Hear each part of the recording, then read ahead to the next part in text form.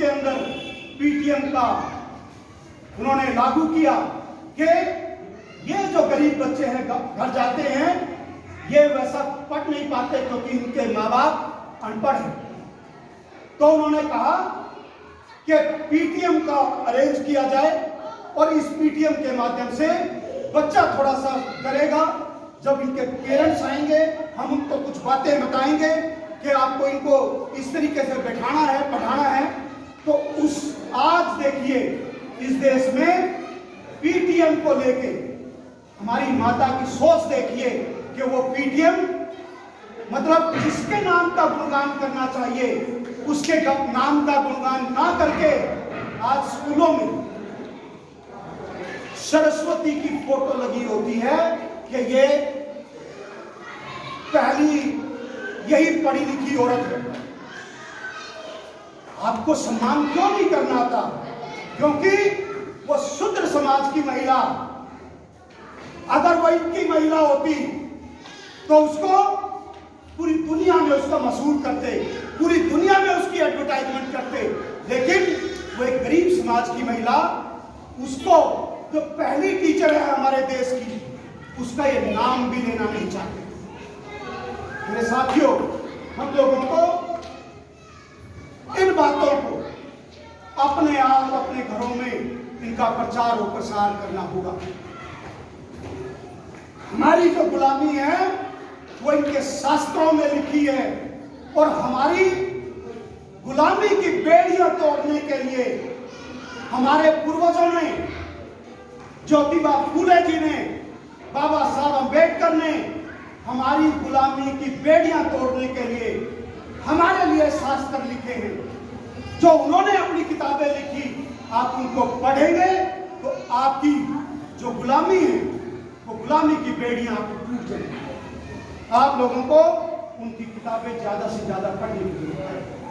आप जब ज्यादा से ज्यादा उन किताबों को पढ़ेंगे तो आप पाएंगे आपके अंदर जबरदस्त कॉन्फिडेंस होगा। मैं आपको अपनी बात एक कहूं, जब हम स्कूल में पढ़ते थे तो हमको तो कुछ तो हम ही ऐसे थे, कुछ हमको आदत थी पीछे बैठने की और वहां बोलने का तो मतलब ही नहीं था। और जैसे जैसे हम बाबा साहब अम्बेडकर और इस देश के सिस्टम को पढ़ने लगे तो आज की यह स्थिति है कि हम 10-10 हजार लोगों में भी बोलते हैं, 1-1 लाख लोगों में भी बोलते हैं और बड़े बड़े अपने आप में बड़े बड़े मठाधीश के साथ भी हम लोग बहस और विचार मंथन करते हैं। और हम उनको, क्योंकि हमारे महापुरुषों ने जबरदस्त सोच के साथ, मानवतावादी सोच के साथ, न्यायमूलक सोच के साथ सबको समान लेकर के, भाईचारा बना करके इस देश में एक कॉन्स्टिट्यूशन दिया। वो कॉन्स्टिट्यूशन अगर बचेगा तो हम लोग बचेंगे, वो नहीं है तो हम भी नहीं बचेंगे।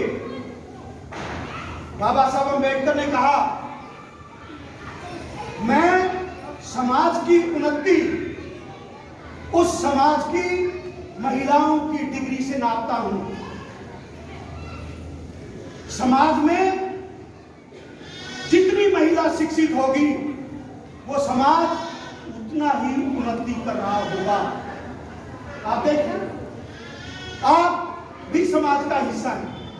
आप अपने घर में देखिए, क्या आपकी बेटियां, क्या आपकी बहनें कितनी डॉक्टर हैं, कितनी इंजीनियर हैं। ये जितनी छोटी बच्चियां बच्चे बैठे हैं, मेरा आप लोगों से अनुरोध है, बीए करना, एमए करना, एमएससी करना, आजकल इसका कोई ट्रेंड नहीं है। बीए, एमए, एमएससी ये इनका कोई ट्रेंड नहीं है, इनसे कोई रोजगार नहीं मिलता। अपने बच्चों को ज्यादा से ज्यादा डॉक्टर बनाइए, एमबीबीएस, एमडी, बड़े बड़े इंजीनियर बनाइए जो आईआईटी और बड़ी बड़ी यूनिवर्सिटियों में जाके पढ़े। अच्छे वकील बनाइए जो दिल्ली नेशनल यूनिवर्सिटी जो लॉ यूनिवर्सिटी है उसके अंदर पढ़े। तो छोटे मोटे कॉलेज जो इधर गुड़गांव में हैं, इनसे आप लोग सोचना बंद कर दीजिए कि मेरा बेटा द्रोणाचार्य में पढ़ लिया तो बहुत कुछ होगा। नहीं, द्रोणाचार्य में पढ़ लिया तो आप ये समझिए वो एक मजदूर है।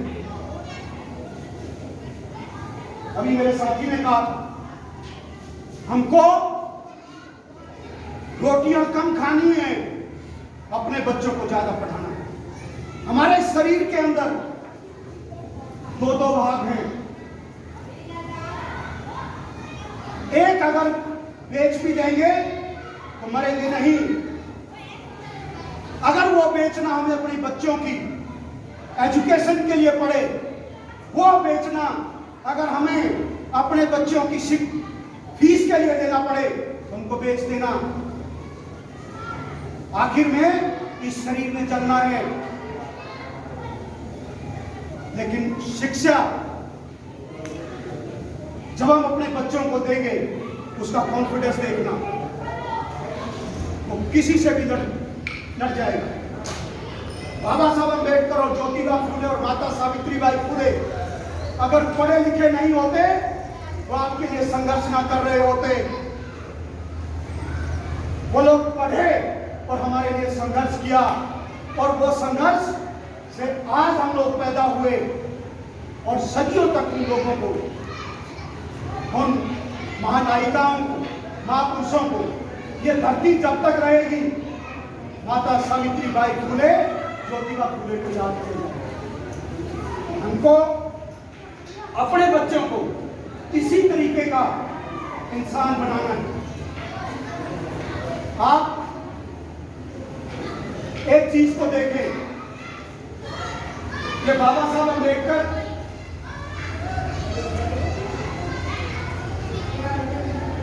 जब वो अमेरिका पढ़ने के लिए गए, आप साथियों मेरी बात सुनिए, मैं ज्यादा समय नहीं लूंगा, थोड़ी सी देर में आपको फिनिश मैं कर दूंगा। बाबा साहब अम्बेडकर जब अमेरिका पढ़ने के लिए गए, उनको स्कॉलरशिप मिला।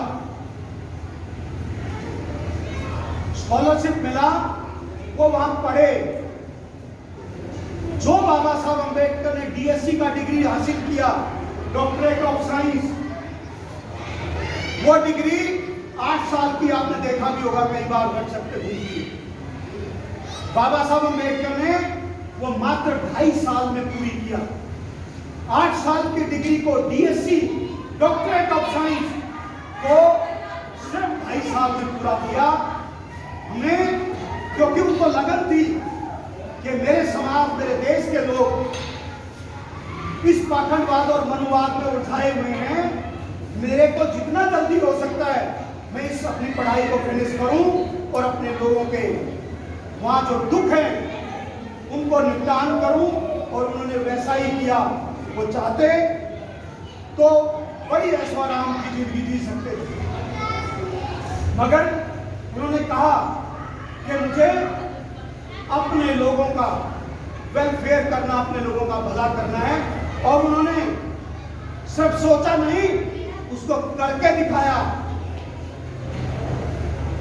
तो आप लोग भी इसी तरीके से अपने परिवार को, अपने समाज को आप लोग एजुकेट करते रहें और एक दूसरे से जुड़ते रहें। जो इन महापुरुषों की विचारधारा जिस घर में भी हो उसको अपना भाई माने, उसको अपना परिवार का हिस्सा माने। और जो लोग आदमी पाखंड में फंसे हुए हैं उनको यह समझाएं कि ये चीजें अच्छी नहीं है। आपने देखा कि जब हम, जो हमारे गरीब लोग हैं, जब उनके घरों की तरफ जाते हैं तो दुनिया भर के पत्थर लगे हुए, दुनिया भर की माताएं गलियों में मिलेंगी, दुनिया भर की इस तरीके की बकवास मिलेगी। क्यों मिलती? उनको पता है कि इनको बहका के रखो, ये जितने बहकते रहेंगे तुम्हारा काम उतना बनता रहेगा। ज्योतिबा फूले की किताब को पढ़ना आप लोग, गुलामगिरी, उसको पढ़ना एक बार। सारे सवालों के जवाब हमारे पितामह ने उसमें दिए।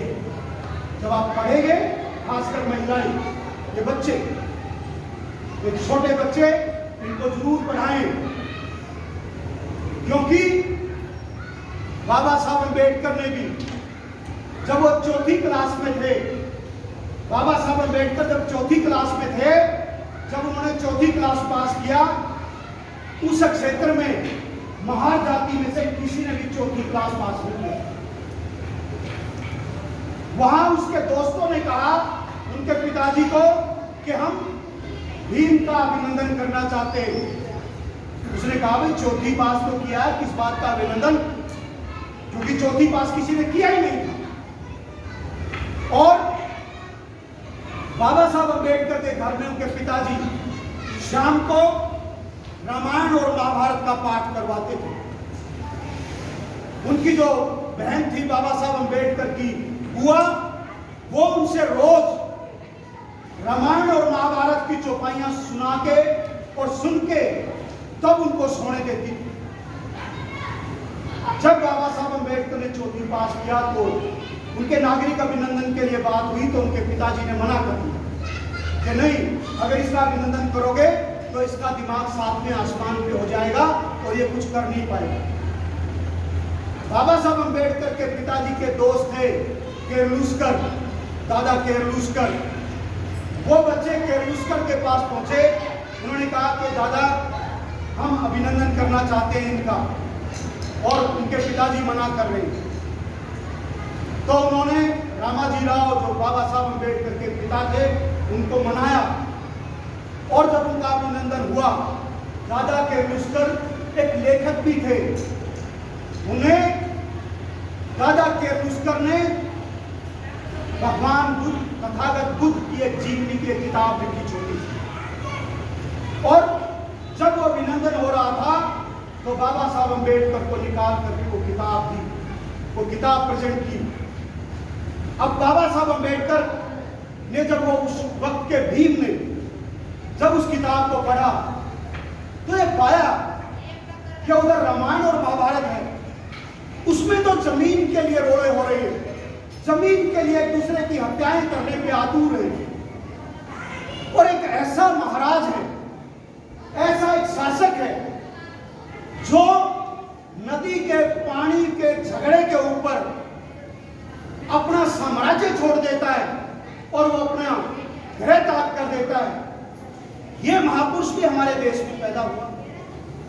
जब उन्होंने ये तुलना की और तुलना करके पाया तो उन्होंने कहा कि मैं तथागत बुद्ध के रास्ते पे चलूंगा।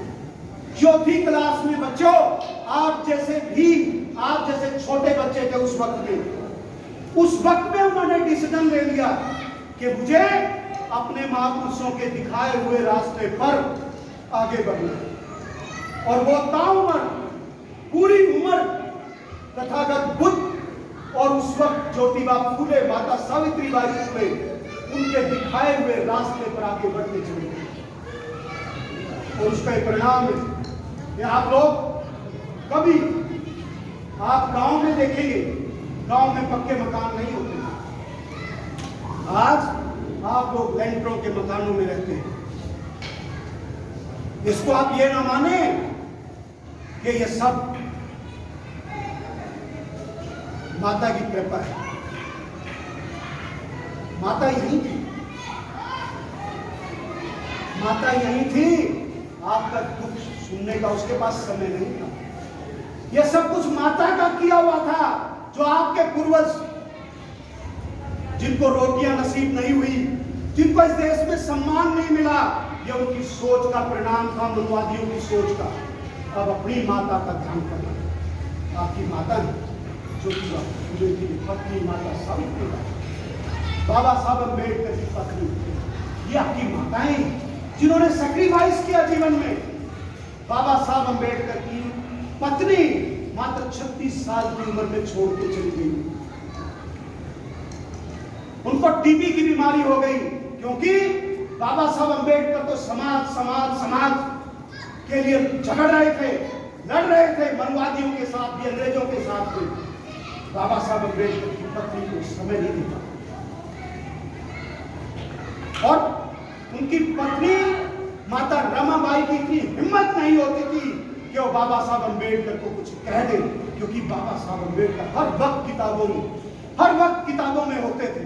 और 36 साल की उम्र में, आप सोच के देखिए, 36 साल की उम्र में हमारी माता चली, कितना सैक्रिफाइस किया उन्होंने अपने जीवन से। उनके बच्चों ने कितना सैक्रिफाइस किया हमारे लिए। वो असली माँ है हमारी। ये नकली माँओं को आप लोग छोड़ दीजिए।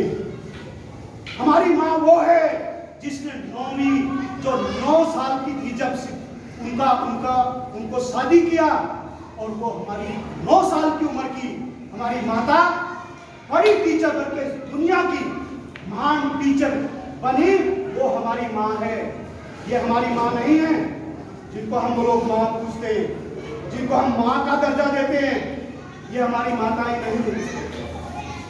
ये आपके बच्चों की, आपके पूर्वजों की ये हत्यारण है। मैं आपको सीधी स्पष्ट बात कर रहा हूं। आपको अपनी माताओं के बारे में जानने की जरूरत है। इन्हीं माताओं ने हमारे लिए शिक्षा के दरवाजे खोले, हमको पशुओं से इंसान बनाया। हम पशु भी अगर कहीं से निकल जाए तो उसको भी कोई बोलने वाला नहीं। हमारे पूर्वज गलियों से निकल के गए तो लोगों ने उन पर डंडे बरसाए। आप देखिए, आप थोड़ा महसूस करके देखिए, आपको पीड़ा होगी जैसे हमको होती है। और हमारे लोग ज्यादातर उन्हीं मनीवादियों की माताओं को कहते हैं कि यही माता है, इसी ने मुझे सब कुछ दिया। अरे जब नौकरी लगते हो वो आपको किधर जाना चाहिए? आपको ज्योतिबा फूले के दर पे जाना चाहिए, आपको माता सावित्रीबाई फूले के दर पे जाना चाहिए, आपको बाबा साहब अम्बेडकर के दर पे जाना चाहिए, आपको तथागत गौतम बुद्ध के दर पे जाना चाहिए। जाते कहाँ हैं हम? उनको क्या हो गया? क्या हमको इतनी समझ नहीं है? उनको समझने की जरूरत है। आप लोग समझेंगे तो आप लोग, एक बात और मैं आपको कह के अपनी बात खत्म करूं। देखिए, जो मेला होता है ना, मेले में एक झूला होता है। झूले के अंदर कुछ लोग नीचे बैठे होते हैं, कुछ फिर वैसे घूमते हैं। आज हम लोग निचले पायदान में, सामाजिक रूप में भी, राजनीतिक रूप में भी, एजुकेशन रूप में भी हम लोग टॉप मैदान पे नहीं। लेकिन अगर हम लोग मेहनत करेंगे तो ये झूला झूलेगा और हम लोग टॉप पे भी आएंगे। टॉप पे तब आएंगे जब हम अपने महापुरुषों को पढ़ेंगे। आपने मेरी बात को सुना, बहुत बहुत शुक्रिया। आपने मुझे बुलाया और इस बात की उम्मीद करते हुए कि आप मुझे हर बार यहाँ पे बुलाएंगे और पूरे ये पंडाल भरा हो और हम लोग एक तरीके का आंदोलन पैदा करें इस देश में, और आंदोलन पैदा करके हम इस समाज को एक बेहतरीन समाज बनाने की तरफ आगे बढ़े। इसी के साथ जय भीम, नमो बुद्धाय, जय फूले, जय